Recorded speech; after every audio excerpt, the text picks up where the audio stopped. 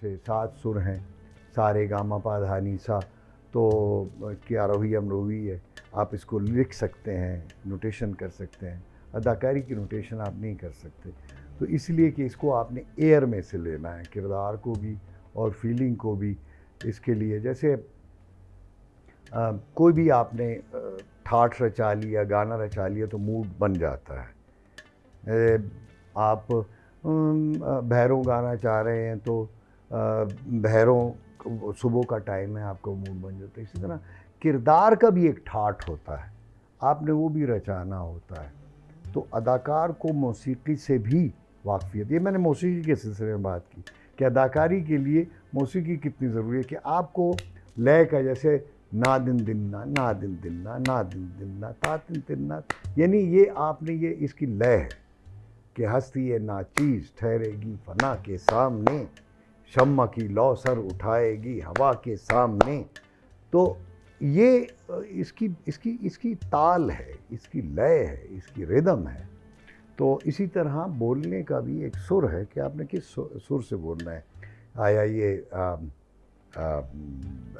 खरज है, रिखब है, गंधार है, पंचम है, निखाद है, मध्यम है, धेवत है, क्या है, यानी ये सुरों के नाम हैं। माफ़ी चाहता हूँ, इसको कहते हैं सा रे गा मा पा धा नी और सा, मतलब सा जो है इसको खरज कहते हैं, रे जो है ये रिखब है, गा जो है ये गंधार है, पा जो है ये पंचम है, माँ जो है ये मध्यम है, और पा जो है ये पंचम है, और धा जो है ये धेवत है, और नी निखाद है। तो ये सुरों के नाम हैं। लेकिन बहरहाल अदाकारी की नोटेशन हमने तो बड़ी कोशिश की, मैंने और अल्लाह नसीब करे हमारे उस्तादों में से, बल्कि मैं जिनसे मैंने बहुत ज़्यादा इस्तिफ़ादा किया, यावर साहब, यावर हयात साहब ने, हमने इसकी नोटेशन करने की कोशिश भी की कि हम किसी तरह इसकी नोटेशन करें, लेकिन ये है कि ये हो नहीं सकी। बड़ी कोशिश मैंने की, लेकिन हम किसी किरदार की, हमने ड्रामे भी एक दो फिर किए। एक हमने कलर्स पे हमने बनाया था कि शेड्स या कलर्स जो है 7 कलर्स पे, खैर वो एक लंबी कहानी, मैं उसको नहीं आपके साथ अभी शेयर करूँगा, बाद के शायद कुछ एपिसोड में आपके साथ ये सारी, जब हम टेक्निक्स ऑफ एक्टिंग में जाएंगे तो फिर मैं आपको ये मेथड्स में हम जाएंगे तो फिर आपको बताऊँगा। अब तो ये है इसकी सारी कहानी। फिर इसके बाद रेडियो आया, यानी ये जो धार्मिक पहले या धर्म के जो मज़हबी ड्रामे होते थे, जिसको धार्मिक ड्रामे कहते थे, यानी धर्म, मज़हबी, रिलीजियस ड्रामा, जैसे रामलीला है या कथाकली है और भी बहुत सारे, तो ये धार्मिक ड्रामे कहलाते थे। फिर उसके बाद बादशाहों पे, शहज़ादियों पे ड्रामे आए, तो मोस्टली जैसे रुस्तम और सोहराब है, यहूदी की लड़की है, और बहुत सारे ड्रामे। फिर आहिस्ता आहिस्ता ये सोशल होते, फिर आया जब रेडियो आया तो रेडियो ने फिर इस एक्सपेरिमेंट्स करने शुरू कर दिए। अच्छा, बीच में मैं भूल गया था कि रामायण जो है वो वाल्मीकि ने लिखी थी। और एक और करेक्शन मैं कर दूं कि मैंने अनारकली के एक दो अशार गालिबन सुनाए थे, तो वो असल में उर्फ़ी का शायद मैंने नाम लिया था। उर्फ़ी है ईरान के शायर, फ़ारसी के। उर्फ़ी तुमी अंदेश ज़गो गाए रकीबा, आवाज़ सगा कम न कुन दरिस के गदौर हो, कि उर्फ़ी तुम रकीबों की शोर ग़ौग़ा से परेशान ना हो, क्योंकि कुत्तों की आवाज़ जो है वो फ़कीरों के रिज़्क़ को कम नहीं करती। ये उर्फ़ी का शेर है। लेकिन जो मैंने अनारकली ड्रामे में जो गज़ल ताज साहब ने, इम्तियाज़ ताज साहब मरहूम ने शामिल की थी, वो थी ए तुर्क गमज़न के मुक़ाबिल नशस्तई, दर्दीदा अम खलीदा व दर दिल नशस्तई, आराम करदे बने हों खौनए दिलम, खल्क़े दरी गुमा के बमहफ़िल नशस्तई। असल में ये जो गज़ल है ये फैज़ी की है। फैज़ी और अबुल फ़ज़ल ये दो भाई थे जो 9 रत्नों में से अकबर के जो 9 रतन थे ना, 9 जो मोती थे, जैसे इनमें अब्दुर्रहीम खान खाना भी है और तानसेन, मियां तानसेन, तो इस तरह अबुल फज़ल भी उसमें हैं, और फ़ैज़ी शायर थे। तो फ़ैज़ी ने अकबर आज़म जिसको हम कहते हैं, मुग़ल, अच्छा ये भी थोड़ा सा गलतुल अवाम है या गलतुल आम कह दें, हम मुग़ल कहते हैं, जैसे मुग़ल आज़म फिल्म, एक्चुअली ये मंगोल है, यानी जिसको हम मंगोल कहते हैं। तो ये पुकारते थे, मंगोल नहीं कहते थे, मुग़ल कहते थे। तो मुग़ल से ये मुग़ल है, मुग़ल यहाँ हो गया। चूँकि ये जो हैं जो मुग़ल हैं, जो अपने आप को ये मंगोली हैं, यानी तातारी या मंगोलिया से, मंगोल से ताल्लुक़ रखते हैं।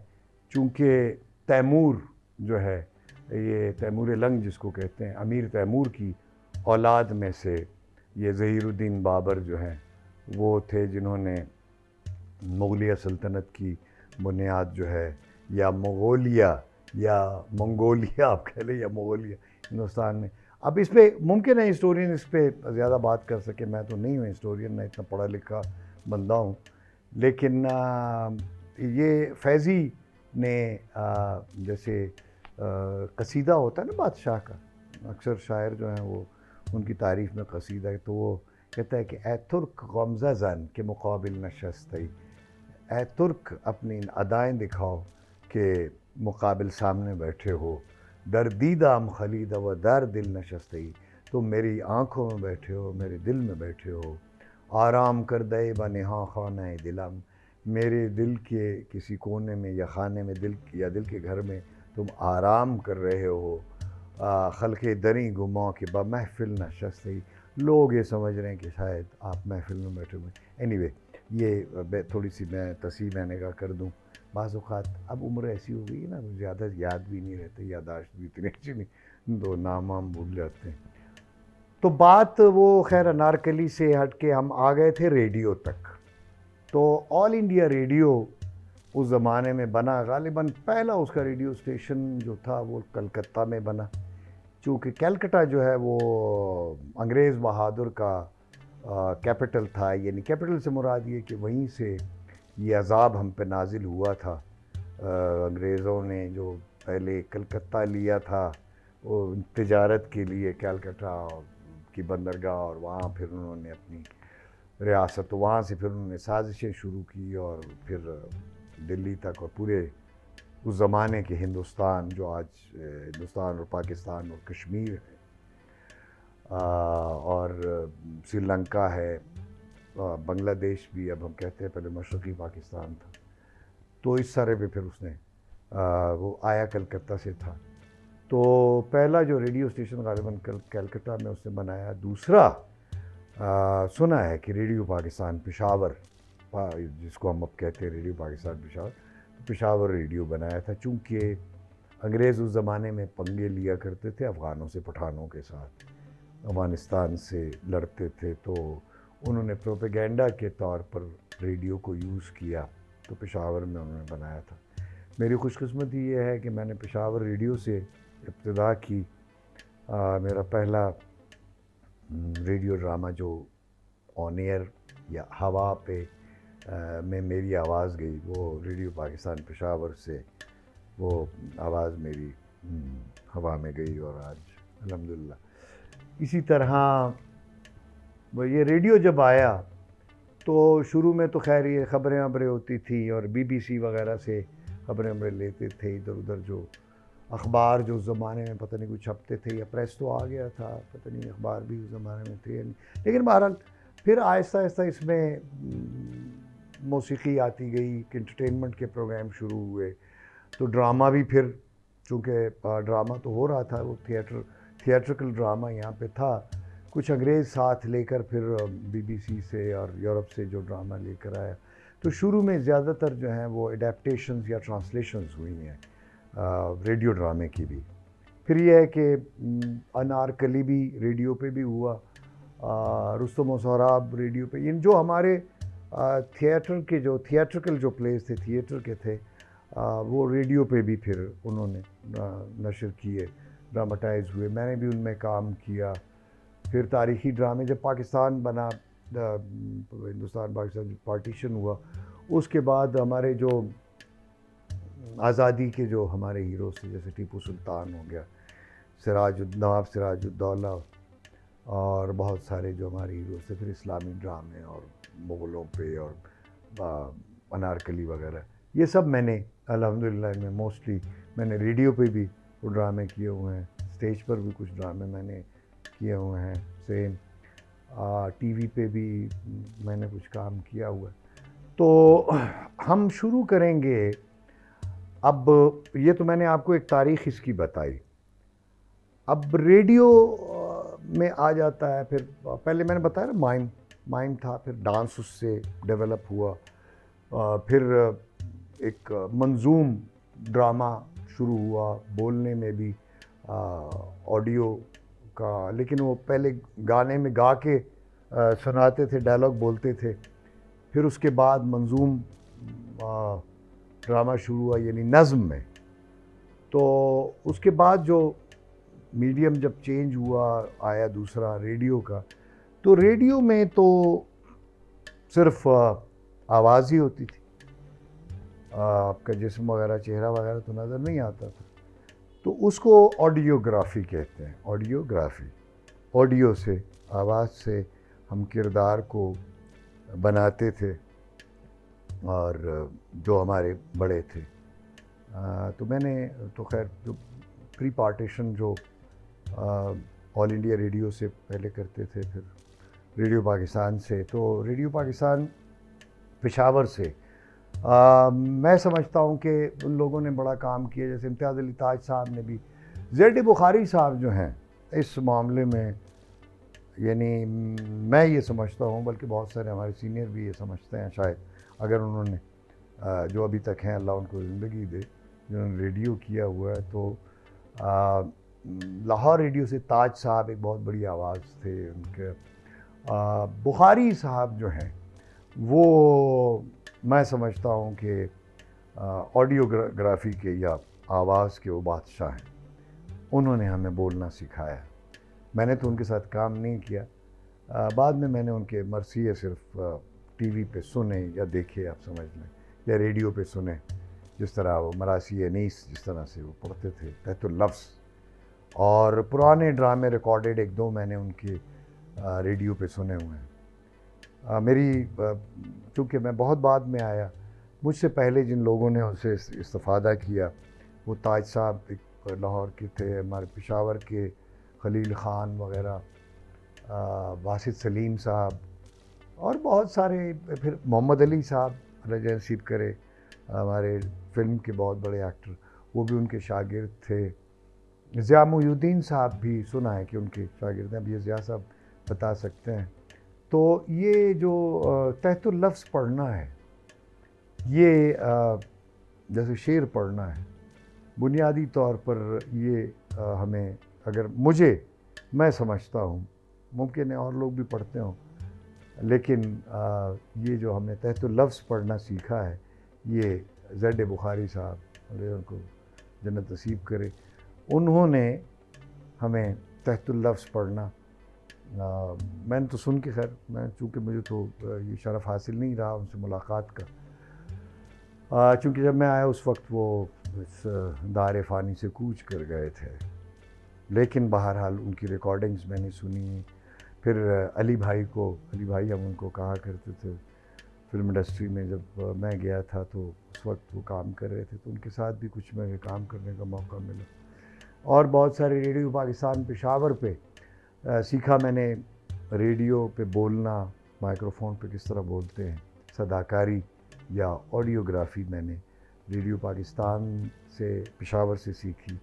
फिर मैं लाहौर आया, लाहौर में बहुत अच्छे मुझे प्रोड्यूसर्स रेडियो के मिले, टीवी के तो खैर बहुत ही अच्छे रेडियो के, जाफ़र रज़ा साहब और जमील मालिक साहब, ये भी बड़े अच्छे असातिज़ा मेरे रहे हैं। इनसे मैंने बड़े किरदार भी किए, ड्रामे रेडियो के बहुत ज़्यादा किए। तो बुनियादी तौर पे मेरा स्कूल जो है वो अगर देखा जाए बाकायदा मेरा स्कूल जो है वो रेडियो है, यानी सदाकारी से मेरा ताल्लुक़ है, या सदाकार मैं अपने आप को समझता हूँ। फिर उसके बाद टीवी मैंने फिर शुरू किया, पेशावर में नहीं था, पिंडी टीवी से ट्रांसमिशन होती थी पेशावर के लिए पश्तो और हिंदको ड्रामों की, तो पिंडी टीवी से मैंने इब्तिदा की थी। छोटे से एक एक्स्ट्रा कैरेक्टर से मैंने, मनोवर तौफीक साहिबा प्रोड्यूसर थी, उस किया। तो बात हो रही थी कि रेडियो से हमने ड्रामा कैसे, यानी ये सदाकारी, ऑडियोग्राफी या सदाकारी, कि आपने अपनी आवाज़ से किरदार देना है। अच्छा, एक तो लफ्ज़ की नशिस्त व बर्खास्त जिसको हम कहते हैं, लफ्ज़ क्लैरिटी होनी चाहिए, साफ साफ एक एक लफ्ज़ जो है एक्टर का वो मोती की तरह लगना चाहिए, साफ आना चाहिए। जो लोग लफ्ज़ खाते हैं वो अच्छे अदाकार नहीं होते। पूरा लफ्ज़ बोलना चाहिए, जैसे मुमकिन, मुमकिन कहते हैं लोग, हैं तनज़्ज़ुल या तनज़्ज़ल, तो तनज़्ज़ल पता नहीं कैसे, खैर वो तो एक। अब रेडियो ने हमें सदाकारी या लफ्ज़ बोलना, या मैं बाज़ औक़ात कहता हूँ कि लफ्ज़ का एहतराम करना सिखाया रेडियो ने, कि how to respect a word, कि लफ्ज़ जो है उसकी ताज़ीम, उसका एहतराम क्या करना है। मसलन मैं आपको एक मिसाल से साबित करता हूँ। मैं शुरू का मेरा ड्रामा था, तो बासित सलीम साहब हमारे सीनियर प्रोड्यूसर भी थे, उन्होंने कोई खुद 100 ड्रामा लिखा हुआ था और ख़ुद एक्ट भी करते थे, क्योंकि पहले जो प्रोड्यूसर्स होते थे, डायरेक्टर्स होते थे रेडियो के, वो ख़ुद सदाकार भी थे, ब्रॉडकास्टर भी थे, ड्रामा भी करते थे, अनाउंसमेंट भी करते थे। तो बासित साहब हमारे असातिज़ा में से, शुरू के असातिज़ा में से हैं, जिन्होंने हमें सिखाया या जिनको देख के हमने सीखा, तो बताते भी थे बहुत अच्छे। इसी तरह मुश्ताक शबाब, फ़कीर हुसैन साहिर, ये लोग मेरे शुरू के असातिज़ा में से हैं। तो अब मैं एक ड्रामे में अभी शुरू में आया था, तो छोटे रोल मुझे मिलते थे। अब ये टीपू सुल्तान बने हुए थे बासित सलीम साहब, तो टीपू सुल्तान का किला था, तो अंग्रेज़ जब हमला करते हैं तो जंग हो रही है, तो वो एक गोला जो है वो दीवार में लगता है किले की, उसमें शिगाफ पड़ जाता है। तो एक सिपाही भागता हुआ आता है और वो बादशाह से, टीपू सुल्तान शहीद से वो कहता है कि सुल्तान, सरंगापटम का जो किला था, सरंगापटम की फसील में शिगाफ हो गया। अब आप देखें कि मैं उसमें वो कर रहा था, उस सिपाही का रोल जिसने आके ये खबर देनी है। अब आगे से टीपू सुल्तान वो बने हुए हैं, वैसे तो वो कोई इतने लहीम शहीम नहीं थे, मुन्ननी से थे, मुन्ननी से भी नहीं थे, बस ठीक हमारी तरह कदो कामत था उनका। बासित सलीम साहब हमारे उस्ताद, तो वो टीपू सुल्तान बने हुए हैं, तो उनकी आवाज़ थी कि बस तौबा इस्तग़फ़ार। तो अब मैंने आके कहा कि सुल्तान, सरंगापटम की फसील में शिगाफ हो गया है। अब उन्होंने जो कहा है कि जो, अब मैं लफ्ज़ की मैं आपको अहमियत बताता हूँ, तो उन्होंने कहा कि सरंगापटम की फसील में शिगाफ, शिगाफ। जब उन्होंने कहा, आप यकीन करें मैं काम गया, मुझे यूं लगा जैसे वाकई फसील, किसी किले की फसील में तोप का गोला लगा है। ये ऐसे लोग थे, यानी लफ्ज़ शिगाफ जब उन्होंने कहा तो पूरा वो जो साउंड, जो स्टूडियो था, उसमें गूंज सी पैदा हुई और मुझे लगा जैसे वाकई तोप का गोला। मैं आपको ये ऑडियोग्राफी की बात कर, लफ्ज़ ऐसे अदा करें, जैसे मैं थोड़ी सी आपको, क्योंकि डायलॉग अब मुझे ज़्यादा याद नहीं है, एक आदि होगा, तो मैं इसको मंजूम थोड़ा सा आपको सुनाता हूँ। जैसे बड़ी रोमांटिक एक गज़ल है, काफ़ी अरसे के बाद, खैर और भी शुअरा ने बड़ी अच्छी अच्छी गज़लें कही हैं, हमारे दोस्त अमजद ने बड़ी अच्छी हैं, इस तरह और बहुत सारे शुअरा जो हमारे हमअसर हैं, बड़ी अच्छी अच्छी गज़लें और नज़में कही हैं। लेकिन चूँकि ये मुझे थोड़ी सी याद है, अहमद फराज साहब की बड़ी एक रोमांटिक गज़ल है, अहमद फराज साहब से एक ये भी है कि फर्स्ट ईयर में इस्लामिया कॉलेज पेशावर में मैंने उनसे उर्दू पढ़ी है, उन्होंने पढ़ाते हुए लेक्चरर थे हमारे। तो उनकी मैं सिर्फ लफ्ज़ों की नशिस्त व बर्खास्त के हवाले से तहत लफ्ज़ में आपको सुनाता हूँ। वैसे तो आप मेरी नसर आप सुन ही रहे हैं, मैं जिस तरह बोल रहा हूँ कुछ उससे भी शायद आपको मिल रहा हो। तो उनकी वो जो गज़ल है ना कि सुना है लोग उसे आँख भर के देखते हैं, सुना है लोग उसे आँख भर के देखते हैं, सो उसके शहर में कुछ दिन ठहर के देखते हैं। सुना है दिन को उसे तितलियां सताती हैं, सुना है रात को जुगनू ठहर के देखते हैं। सुना है उसके शबिस्तां से मुत्तसिल है बहिश्त, सुना है उसके शबिस्तां से मुत्तसिल है बहिश्त, मकी उधर के भी जलवे इधर के देखते हैं।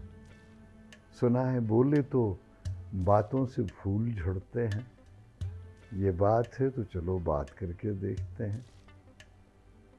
सुना है उसकी, बहरहाल इस तरह के और बहुत सारे अशार अब मेरे जहन में नहीं आ रहे। तो ये मैंने आपको सिर्फ इसलिए ये सुना है कि एक तो आपको ऑडियोग्राफी क्या होती, दूसरा लफ्ज़ जो है, लफ्ज़ को अदा कैसे करना है, लफ्ज़ की पूरी अदायगी और उसकी सेहत का ख्याल रखना है कि वो ख़राब ना हो। फिर आगे चल के मैं आपको ड्रामे की जो अदायगी है, डायलॉग की अदायगी है या किरदार निगारी है, इस पे हम बात करेंगे। लेकिन मैं अभी तो सिर्फ ऑडियो पे बात कर रहा हूँ। तो ड्रामे का जहाँ तक रेडियो का ड्रामा है, हमने उससे बोलना सीखा। अब थिएटर हमने कौन सा किया या टीवी पे मैंने जो जो किरदार किए, और टेलीविज़न की जो टेक्निक है, टेक्निक्स ऑफ एक्टिंग, थिएटर की जो टेक्निक ऑफ एक्टिंग है वो क्या है, वो मैं आपको अगली अक़सात में इंशाअल्लाह बताऊँगा। अल्लाह ताला आप सबको अपनी ज़बान में रखे। वमा अलैना इल्लल बलाग।